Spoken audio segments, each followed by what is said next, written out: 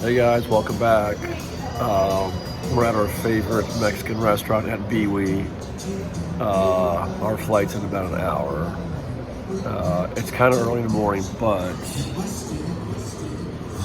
I mean we have to get in the right mood, right? And maybe I'll just take a nap or something on the plane.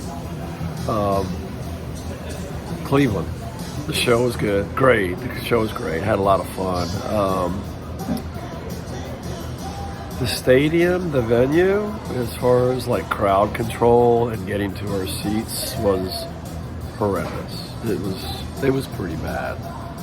If someone had yelled fire, people would have been trampled. So they have to work on that. Like we all went on it looked like 60,000 people went through two entrances on Concourse 100. It was ridiculous. But other than that, the show was awesome. I'm looking forward to Denver. Tragically, it's our last show. I already have a crushed soul, but yeah, we'll check in at Denver.